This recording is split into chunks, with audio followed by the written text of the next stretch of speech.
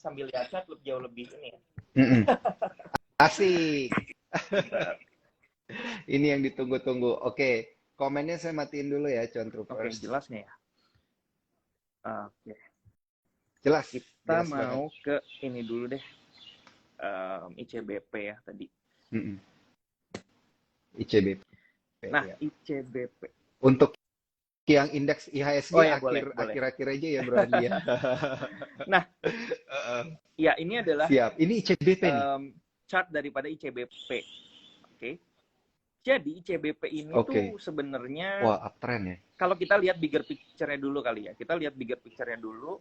Saya akan matiin dulu indikatornya. Jadi kurang lebih kayak gini. Nah, secara weekly ya. Ini kalau kita lihat di weekly, saham daripada ICBP ini udah mulai kembali masuk ke trend uptrend-nya di sini. Kalau kita lihat sebelumnya ini sempat koreksi, dia membuat sebuah pola yaitu falling wedge gitu ya. Nah, di sini tuh kurang lebih seperti falling wedge, kemudian di sini tuh berhasil breakout. Di sini berhasil breakout. Nah, kalau kita lihat lagi ke monthly-nya, ICBP ini salah satu saham juga yang konsistennya bagus gitu ya, uptrend-nya itu bagus, kurang lebih seperti itu. Jadi untuk investasi juga sebenarnya salah satu favorit sih ICBP ini, saham yang defensif kayak gitu.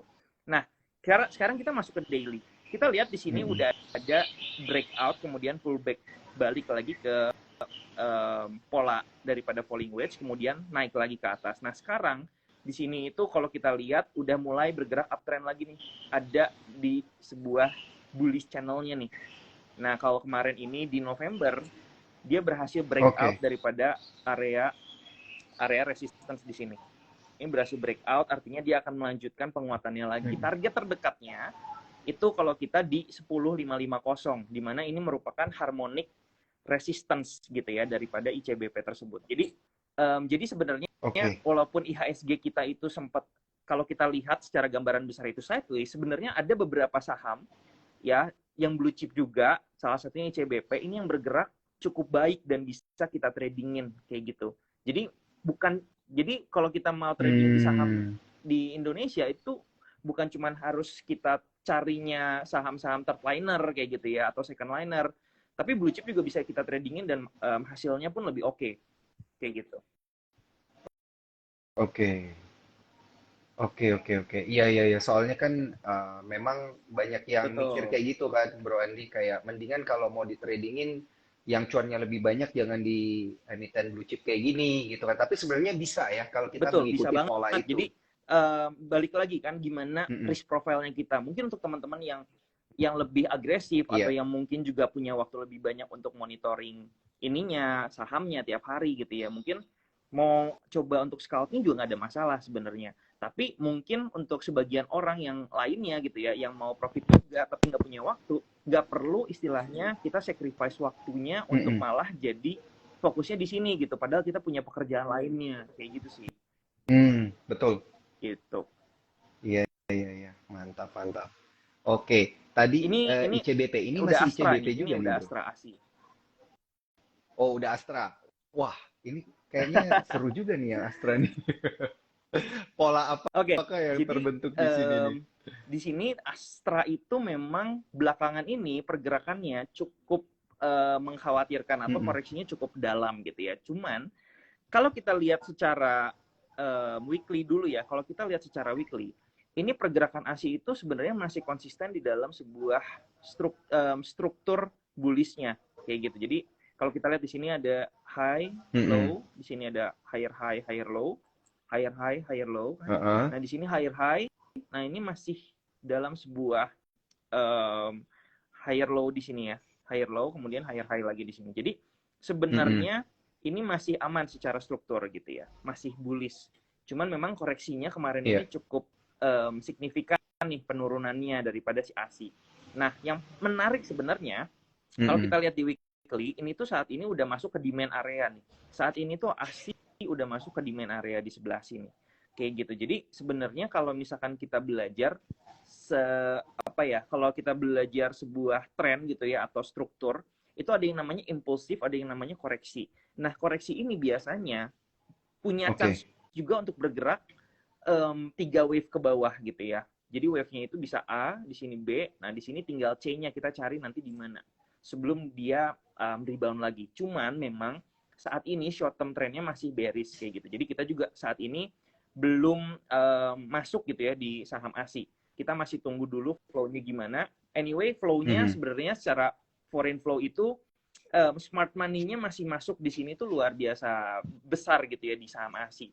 Cuman mungkin udah cukup take profit, jadi udah cukup profit, jadi mereka melakukan aksi taking profit dulu sehingga ada namanya koreksi sampai nanti dia reakumulasi lagi di bawah, kemudian nanti kita bisa lihat dan pantau apakah price action-nya menarik lagi dan apakah flow-nya udah masuk lagi konsisten, baru nanti kita coba untuk buy on weakness juga gitu di situ. Jadi kurang lebih kayak gitu sih untuk ASI. Oke. Berarti ini untuk kondisi ASI ini dia masih itu dulu ya, distribusi atau reakumulasi nih. Kalau kita lihat di ya, ini masih candle terakhir dalam fase ini markdown sih kalau modelnya. misalkan kita markdown. Ini kalau misalkan kita lihat dari terminologi Dow Theory Principle, ini tuh masih markdown. Kita masih nunggu reakumulasi lagi nanti di bawah kayak gitu.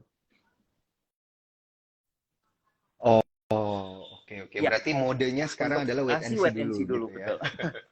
Untuk Oke. Nah, yang ketiga ini yang banyak ditanya-tanya orang juga, yang kemarin katanya pukulan GoTo-nya cukup keras di Telkom nih, Bro Andi. Gimana nih di Telkom? Oke. Ya, Telkom ini juga menarik sebenarnya. Kita juga waktu itu sebenarnya sempat melihat ini Telkom ini menarik gitu ya. Telkom ini tuh menarik. Kenapa? Waktu itu tuh harganya masih di sekitar 4 ribuan gitu. Harganya masih di sekitar 4 ribuan karena foreign flow-nya di sini tuh inflow-nya sangat masif gitu ya, sangat tinggi sekali. Kita lihat dan pelajari sepanjang dari sini nih. Kita lihat dari time frame ini ya. Mungkin ini 2020 sampai kemarin di sini. Nah, ini tuh flow yang masuk mungkin nggak di sini juga di sini nih. Nanti teman-teman boleh dicek kali ya. Teman-teman boleh dicek nih flow-nya, foreign flow-nya Telkom. Ini itu dari time frame segini itu berapa banyak. Ini kalau nggak salah banyak banget. Dan mereka itu average-nya itu waktu itu ada di atas, di area sini kalau nggak salah nih.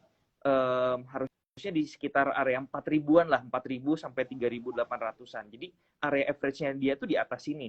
Nah, saat ini kalau kita perhatikan harganya udah ada di bawah area average-nya smart money kayak gitu ya.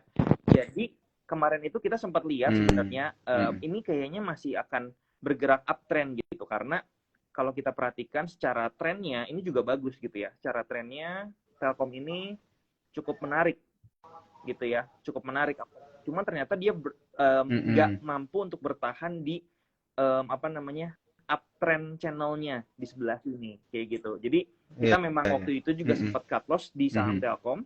Dan keputusan kita sebenarnya untuk cut loss untuk meminimalisir resiko udah pasti. Walaupun kita tahu blue chip, tapi kalau udah di luar trading plan kita harus cut loss, kita cut loss. Dan ternyata setelah kita cut loss, harganya turun lagi nih, lebih dalam lagi. Nah sekarang tuh kita tinggal nunggu aja nih di area mana smart money-nya inflow lagi. Tapi kalau kita lihat secara weekly, saat ini tuh udah di area demand-nya ya, demand areanya di sini itu udah udah masuk area tersebut. Gitu. Jadi kita lihat aja nih apakah di area tersebut akan membuat saham Telkom ini kembali diakumulasi lagi dan kembali naik lagi atau enggak kayak gitu. Kita wait and see juga nih untuk saham Telkom. Cuman kalau kita lihat secara gambaran besar foreign flow-nya masih bagus di sini kayak gitu. Tapi kalau kita boleh sedikit ngelihat korelasi ya, Bro Andi, ini kan GoTo, Telkom belakangan lagi hot-hotnya gitu. Apakah sebenarnya korelasinya positif gitu antara pergerakan saham GoTo dan Telkom ke depannya? Setelah dia patah tren, ini kan ceritanya dia patah tren. GoTo-nya mulai bangkit, apakah artinya Telkomnya juga akan mulai bangkit? Ini dari pendapat pribadi Bro Andi nih. Silakan. Iya. Tapi itu keren banget tadi chartnya Bro Andi. Maksudnya kita benar-benar bisa ngelihat ada patah tren di sana gitu ya. Jadi nah ini gimana nih? Korelasi positif atau gimana? Sih buat saya pribadi, saya masih tidak melihat. Maksudnya kalau adanya korelasi ada karena memang kita tahu Telkom juga masuk gitu ya. apa namanya invest di Goto ini sendiri. Cuman kalau saya lihat pribadi, korelasinya paling nggak signifikan gitu ya, minor aja sih korelasinya, karena masih Nggak akan banyak signifikan faktor-faktor lagi. lain yang akan membuat individual sahamnya ini sendiri, baik Telkom dan Goto ini akan bergerak naik dan turun kayak gitu sih. Apalagi dua-duanya ada di sektor yang berbeda gitu ya, yang satu di telekomunikasi, yang satu Iya. di tech company atau di tech industry kayak gitu sih. Iya, saya setuju sih. Pada akhirnya ya walaupun ada porsi kepemilikan Telkom di dalam GoTo, Telkom kan juga ada sektor sendiri ya. Dia nature-nya berbeda dengan yang Betul. GoTo ini gitu ya. Apalagi kan apa tuh namanya Bursa Efek kemarin baru aja memisahkan gitu ya. Kalau nggak salah ya antara GoTo dengan saham teknologi dan juga Betul, dengan betul. emiten-emiten yang lain gitu. Nah, ini jadi ya saya setuju nih dengan yang dikatakan oleh Bro Andi. Nah, ini kayaknya udah banyak banget pertanyaan untuk Bro Andi. Tadi saya liatin banyak yang nanya tentang emiten-emiten batu bara juga, emiten-emiten komoditi. Tapi jangan lupa kalau pengen bergabung trading bareng jadi smart trader bareng Bro Andi, jangan lupa buka Instagramnya Bro Andi, ikuti cara joinnya melalui link yang udah ditaruh di sana, dan jangan lupa screenshot Instagram live kita pada malam hari ini ya. Buat 3 orang yang beruntung akan mendapatkan paket kopi ya, masing-masing sepasang paket kopi gitu dari Sukor Sekuritas untuk hadiah tahun baru Kita nih juga bro, udah dapat Natal dan kan, tahun baru. kita udah dapat Oke, kopinya kan. iya, Mantap, thank you. siap, thank you udah join, event kita ya, year end kita nih bro Andi. Oke, nanti akan ini banyak yang minta juga GoTo-nya juga dibahas ngelihat dari sisi pergerakan sahamnya, tapi Boleh. kayaknya ini kita taruhnya belakangan aja, Bro. Deket-deket penutupan gitu ya, deket-deket kita kelar baru kita bahas. Nah, sekarang kita coba lompat sedikit ke komoditi di akhir tahun. Apakah smart money ini akan masuk, masih tetap akan mengakumulasi gitu emiten-emiten komoditi di batu bara misalnya ya yang kemarin lagi hot-hotnya, atau mungkin nikel ya, nikel Oke. atau emas gitu Jadi Bro Andi. kalau kita lihat secara gambaran besar dulu nih untuk di sektor batu bara atau di komoditi atau di sektor energi lebih tepatnya, kita masih melihat bahwa di sektor energi itu juga kalau kita perhatikan secara bigger trendnya itu masih bullish ya, masih bullish bigger trend. Cuman memang sangat wajar banget kalau Ya. misalkan kemarin ini sempat beberapa saham itu mengalami yang namanya koreksi kayak gitu. Nah, ini mungkin saya akan bahas sedikit kali ya untuk sektor. Asik. Nah, jadi memang kalau misalkan kalau saya pribadi gitu ya, approach untuk pemilihan sahamnya atau screening sahamnya, atau kita mau mencari yang namanya winning stocks gitu ya dari setiap sektor industri sahamnya, saya biasanya coba untuk melihat yang namanya indeksnya dulu seperti apa, atau indeks daripada sektor tersebut seperti apa. Jadi kalau teman-teman lihat di depan ini adalah chart daripada indeks energi gitu ya, sektor energi. Jadi kumpulan saham-saham yang tergabung di dalam sektor energi itu semua diakumulasi dijadikan sebuah chart tersebut. Nah, kalau kita perhatikan secara weekly time frame atau kita lihat secara gambaran besar nih, start from 2022, ini itu pergerakannya very very strong uptrend gitu ya. Kita bisa lihat di sini dan sampai detik ini sebenarnya. Nah, yang menarik sebenarnya kemarin ini, kalau kita perhatikan dia selalu berhasil membentuk yang namanya higher high, di sini higher low, higher high, higher low, higher high, higher low kan. Kemarin sempat membentuk higher high lagi nih di sini.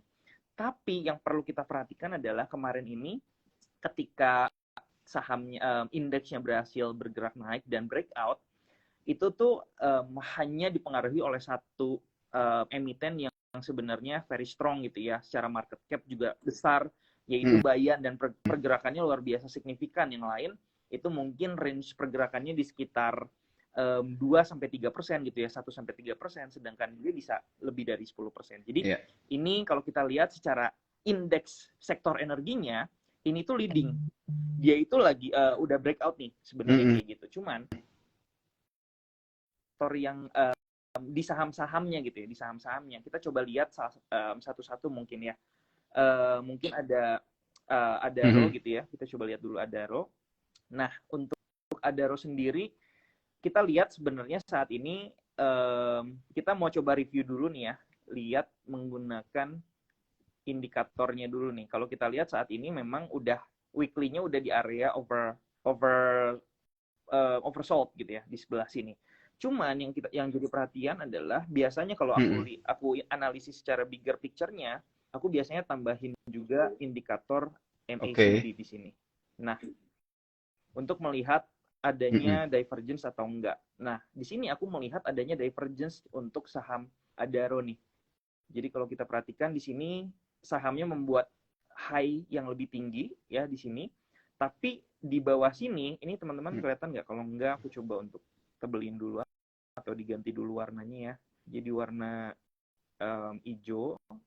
Nah, warna hijau kemudian tebelin. Sama ini kita tebelin. Nah, di sini kalau kita lihat MACD-nya divergence nih dari Adaro sama momentumnya gitu ya. Jadi saya lihat mungkin untuk akhir tahun ini ada potensi koreksi dulu nih karena secara bigger picture-nya masih ada potensi untuk dia koreksi terlebih dahulu sih.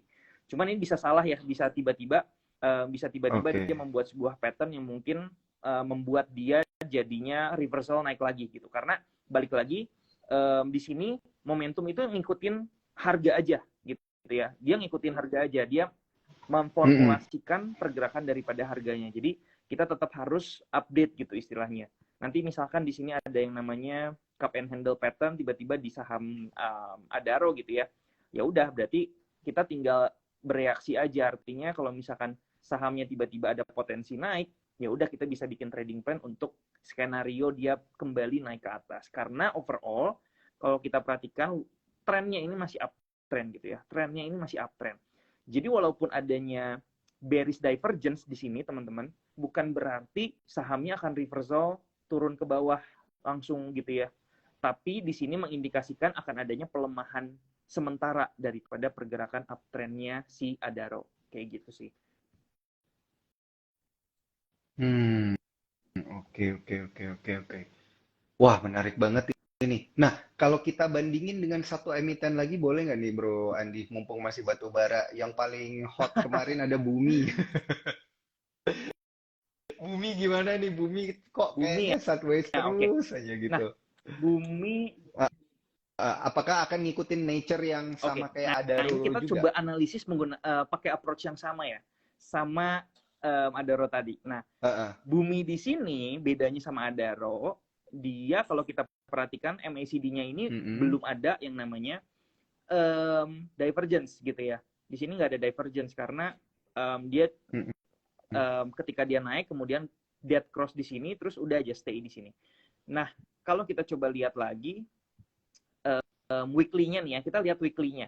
Kita lihat weekly-nya kalau kita pakai indikator yang ini ya, stochastic RSI. Jadi biar teman-teman tahu nanti mungkin nggak banyak di Q&A yang nanya pakai indikator apa nih Ko Andi gitu ya. Ini aku spill dulu nih. Aku pakai indikator stochastic RSI sama MACD di bawah sini untuk melihat momentum daripada sahamnya. Nah, kalau di stochastic RSI kita lihat saat ini tuh udah ada di area oversold gitu ya, di area bawah daripada ininya gitu ya, range-nya. Nah, balik lagi ke daily, ini juga sama sebenarnya, dia udah ada di sekitar area oversold di sini di bawah. Artinya sebenarnya ada chance untuk saham Bumi ini bergerak kembali naik ke atas, apalagi saat ini pergerakannya cenderung konsolidasi atau sideways gitu. Nah, ini merupakan area yang teman-teman perlu perhatikan aja sih sebenarnya. Karena trennya ini Bumi sejak kalau kita lihat Oktober itu bergeraknya sideways. Nah, yang perlu kita perhatikan mungkin kalau misalkan kita mau spekulasi buy on weakness gitu ya di area-area bawah, itu juga bisa gitu. Dengan trading sideways misalkan buy on weakness, sell on strength gitu ya, atau sell on resistance di atas sini. Tapi kalau misalkan dia berhasil breakout, berarti bonus buat kita. Tapi kalau secara tren kita perhatikan, ini adalah sebuah gambaran tren di mana sahamnya itu lagi bergerak mau naik ke atas gitu ya, naik ke atas. Kemudian saat ini sedang koreksi nih. Ini koreksi mungkin polanya bisa ascending triangle gitu ya, kayak gini kurang lebih. Kemudian nanti dia ada potensi kalau udah breakout atau udah confirm dia breakout ke atas, dia bakalan naik ke resistance yang terdekat gitu, kurang lebih seperti itu. Jadi buat saya pribadi memang bumi ini saat ini sedang konsolidasi aja. Kalau misalkan kita mungkin nggak terlalu nggak terlalu agresif mau cari saham-saham yang ini, bisa dipertimbangkan karena secara range harganya supportnya cukup dekat gitu ya di sekitar sini. Jadi risknya cukup rendah, untuk ininya juga cukup tinggi, rewardnya cukup tinggi. Cuman yang perlu di-note adalah pergerakannya lagi sideways gitu aja, berarti harus nunggu aja. Bisa jadi sideways-nya sampai tahun depan pertengahan gitu, kita nggak ada yang tahu kayak gitu. Iya. Wah, gila. Ini mah level supportnya udah kesabaran juga nih, harus nunggu ya. Oke. Tapi menarik. Kita udah dapat pertimbangan gitu ya untuk akhir tahun window dressing, sepertinya berarti memang smart money itu akan lebih cenderung ke blue chip ya, ke emiten-emiten yang cap besar gitu ya. Sebelum nanti mungkin kita ngelihat di bulan selanjutnya ada January effect gitu ya. Di Februari market akan seperti apa dan bulan-bulan selanjutnya juga akan seperti apa. Wah, makin lama makin rame nih. Dan untuk semua cuan troopers yang bergabung, jangan lupa kalau mau nanya langsung di kolom question and answer ya. Nanti akan kita coba untuk pilih pertanyaan-pertanyaan menarik yang bisa dijawab oleh Bro Andi pada malam hari ini. Nah, Bro Andi, ini kalau kita muter, tadi kita sudah ke banking, kita juga sudah ke komoditi gitu ya, ke Telkom juga tadi udah sempat kita bahas. Nah, ini banyak banget yang nanya dari tadi ke emiten-emiten second liner dan juga third liner. Menurut Bro Andi seperti apa? Apakah momentum window dressing ini akan sangat bijaksana kalau kita memilih emiten-emiten second liner, third liner? Silakan. Memang kalau misalkan kita berbicara window dressing, biasanya kalau saya lihat, saya coba untuk masuk ke approach daripada IHSG-nya dulu ya. IHSG-nya itu dari 20 tahun ke belakang ini cenderung naik gitu ya. Cenderung naik dan positif. Ketika IHSG-nya bagus dan positif, biasanya atau hampir 90% saham-saham yang mendorong IHSG itu positif adalah saham-sahamnya blue chip nih, saham-saham blue chip gitu ya. Jadi mungkin kalau kita biasanya kita juga lihat adanya rotasi sektor daripada IHSG kita, karena sometimes kan nggak satu hari naik semua gitu ya, itu cuman X momentum aja gitu. Itu biasanya kita lebih fokusnya di saham-saham yang blue chip gitu kalau misalkan untuk window dressing, tapi nggak menutup kemungkinan untuk saham-saham second liner yang memang ada di sektor yang saat ini juga bagus, yang sektornya juga lagi bullish gitu ya, itu juga punya potensi untuk kita bisa trade gitu. Cuman untuk saat ini mungkin saham-sahamnya pun kalau dari sepenglihatan kita gitu ya, dari tim kita sepaham juga, kita lihat untuk saham-saham second liner juga nggak banyak sih yang sebenarnya jadi opsi yang bagus untuk masuk ke watchlist kita, atau malah kita tradingin gitu untuk saat ini kayak gitu. Apalagi kalau saham-saham second linernya yang masih mencakup area infrastruktur gitu ya, atau saham-saham di sektor infrastruktur atau properti, saat ini menurut kita masih belum masih belum back to bullish lagi gitu. Oke.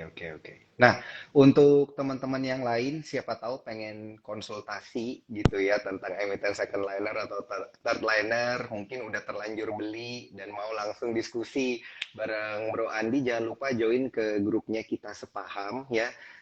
Bisa melalui eform.sukorsekuritas.com/ nanti sales referralnya pilih yang Alfian 2 gitu, karena nanti akan mendapatkan promo-promo khusus menarik untuk para cuan troopers. Jangan lupa ya, eform.sukorsekuritas.com, sales referralnya pilihnya Alfian 2. Nah, Bro Andi, ini kalau kita, oh ternyata ini saya baru dapat info promonya cashback RDN. Jadi jangan lupa ya untuk detailnya ini nanti dicarinya di Instagramnya Bro Andi nih, karena semuanya udah lengkap ya. Nah, eh, Bro Andi, kalau kita lihat nih, kan second liner, third liner tadi udah kita bahas sedikit. Ini ada yang bertanya terkait dengan yang syariah-syariah gitu. Ini gimana nih di akhir tahun? Most probably itu apakah akan terkena window dressing juga? Kayak misalnya kita lihat ada bank syariah kan kayak BTPS gitu atau emiten-emiten syariah. Apakah ini akan apa ya istilahnya ya membantu pergerakan IHSG Oke. juga nih? So far mungkin seperti yang kita tahu ya, untuk saham-saham yang saat ini lebih punya andil gitu dalam pergerakan IHSG, itu mungkin lebih ke blue chipnya gitu ya. Untuk saham-saham syariah, mungkin kita harus cek dulu, kita harus coba untuk lihat dulu nih, apakah dia punya positioning di IHSG itu secara korelasinya tinggi atau enggak nih terhadap pergerakan dari IHSG itu juga sendiri. Oke. Coba kita lihat dulu kali ya secara trennya saham-saham syariah. Ada mungkin teman-teman yang tahu Mm-mm. apa aja saham syariah, mungkin boleh di komen nih. Mm-mm. BTPS nih salah satunya nih yang paling sering disebut Oke, BTPS. kita coba untuk review dulu BTPS ya di sini. Oke. Nah, kalau kita perhatikan di sini, ini kelihatan nggak ya? Sebentar, aku terangin dulu. Nah, gitu ya. Mm-mm. Nah, kalau kita lihat memang secara trennya lagi, mungkin kalau misalnya kita lihat BTPS juga secara ininya ya, secara korelasinya di IHSG pun nggak setinggi atau sekorelated daripada BCA atau Big Bang yang lain gitu ya, atau kayak Telkom, ASI gitu. Tapi untuk saat ini yang pergerakannya apabila pergerakannya ini masih sideways, saya kira nggak akan berpengaruh besar gitu terhadap pergerakan daripada IHSG, kecuali kalau dia udah mulai, misalkan di sini kita lihat pergerakannya udah mulai uptrend lagi gitu ya, dan dia punya volatilitas yang tinggi gitu ya untuk bergerak. Menurut saya mungkin ada sedikit pergerakan untuk mendorong IHSG. Tapi so far kalau saya lihat secara karakteristiknya mungkin enggak ya, Bro Daniel ya. Ya, ya. Gitu. Baik, baik, baik. Nah, ini selain BTPS, kita sekarang mau langsung lompat nih ke emiten yang ditunggu-tunggu para cuan troopers tadi. Pada pengen tahu view-nya ke GoTo gimana, Bro Andi? Emiten penggoncang Oke. IHSG di Desember nih. Sebenarnya aku kemarin ini juga sempat bikin video tentang GoTo gitu ya di YouTube gitu ya. Jadi aku coba untuk analisis dulu sebenarnya sebelum lockup period ini selesai, itu tuh kita udah bisa lihat secara tren gitu ya, atau secara price action technical, dia udah breakout daripada resistance gitu. Jadi dari 28 November di sini dia tuh bukan breakout resistance, breakdown daripada support gitu ya. Dia udah breakdown daripada support penting di sini. Jadi memang sebenarnya kalau kita trading sekalipun sebenarnya udah harus out gitu ya, sebelum kita kejebak ARB bertahap setelah lockup period ini berakhir. Cuman kalau kita perhatikan hari ini luar biasa. Ini luar biasa, kenaikannya luar biasa gitu ya, bangun daripada ARB-nya, kemudian volumenya juga kalau saya nggak salah gitu ya, ini volume terbesar sepanjang IHSG deh. Satu hari itu satu saham bisa 2 triliun lebih, kayak gitu. Jadi kalau saya baca di berita, kalau nggak salah kemarin itu BEI itu mengumumkan saham GoTo ini masuk ke dalam pantauan UMA gitu ya, atau unusual market activity. Mungkin karena itu juga jadi smart money akhirnya coba untuk masuk lagi kayak gitu. Nanti teman-teman coba breakdown aja di sini, mungkin siapa yang ini gitu ya, siapa yang melakukan akumulasi yang cukup tinggi gitu ya dari sini. Tapi kalau kita coba untuk analisis, mungkin short term-nya ada kemungkinan terjadi yang namanya rebound ini ya, short term rebound gitu ya ke atas, karena penurunannya udah lumayan signifikan. Dan kalau dia mau kembali lagi ke harga-harga di atas atau di resistance terdekat, misalkan di sekitar harga 180, menurut saya perlu adanya konfirmasi dulu dia membuat sebuah pergerakan yang positif atau pergerakan uptrend yang jelas bikin higher high, higher low ke atas. Ini mengkonfirmasi bahwa saham Gotoh ini udah mulai diperjualbelikan secara baik gitu ya, sampai naik lagi ke atas. Tapi kalau misalkan enggak nih ya, kalau misalkan untuk pergerakan singkat aja, bisa jadi dia dead cat bounce aja, karena memang pergerakannya udah turun lumayan signifikan kayak gitu. Oh, oke, oke, oke. Tapi ada potensi ya dia mengikuti pola itu ya, yang kenaikan itu Uh, ya, Bro Andi, yang tadi digambarin. kalau dia udah mulai volatilitasnya lebih stabil, kalau dia udah mulai pergerakannya juga Mm-mm, udah mulai jelas, dia mm-mm, membentuk sebuah kenaikan yang mm-mm. positif kayak gitu. Ini ada potensi. Cuman mungkin untuk short term, karena Iya. banyaknya highlight juga terhadap saham Gotoh, mungkin volatilitasnya juga akan jauh lebih tinggi kayak gitu ya. Perlu kita perhatikan lah. Cuma Hmm.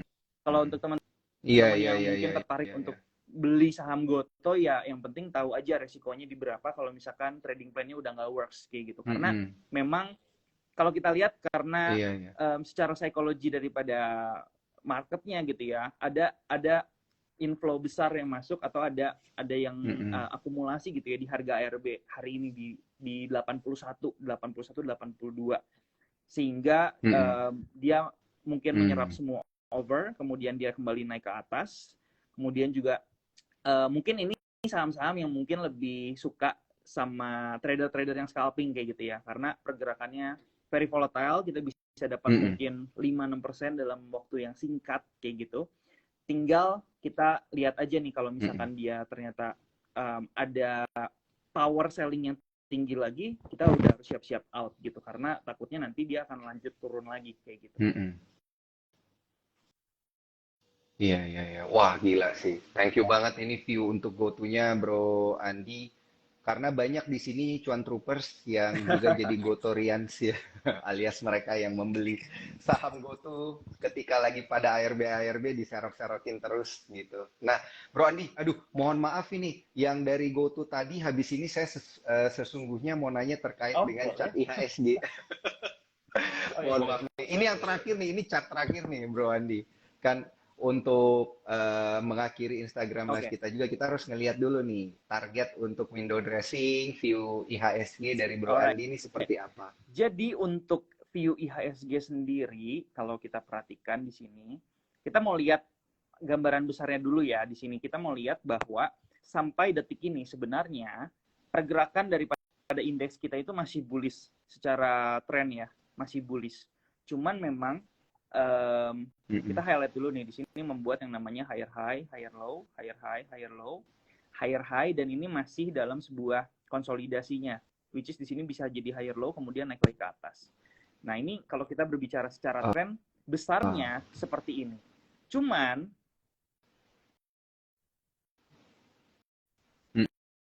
Mm-mm. Oke. oh Sorry, sorry, Bro Andi sorry sorry kayaknya sorry. suaranya hilang. Ini. Ah, ah, ah. Ke-mute Um, kayaknya tadi. baterainya udah mau Siap. sekarat. Tapi ini semoga cepet ya. Iya. Oke. Okay. Pas nih, Jadi pas nih. Ah, Jadi ah, ini ah. adalah Pas pergerakan banget. daripada IHSG kalau misalkan kita melihat tren saat ini. Tapi ini bisa jadi invalidate kalau misalkan support yang kuat yang ada di sini di sekitar harga 6.600, 6.500 itu pada akhirnya berhasil di breakdown daripada ininya ya, supportnya. Karena ini jujur aja di sini ada area demand yang signifikan juga kalau kita lihat dari sini. Kemudian di sini kita lihat ada pantulan beberapa kali daripada IHSG-nya gitu ya, atau indeksnya. Tapi di satu sisi juga area support ini sebenarnya jadi area yang ideal untuk kita melakukan yang namanya buy on weakness kayak gitu.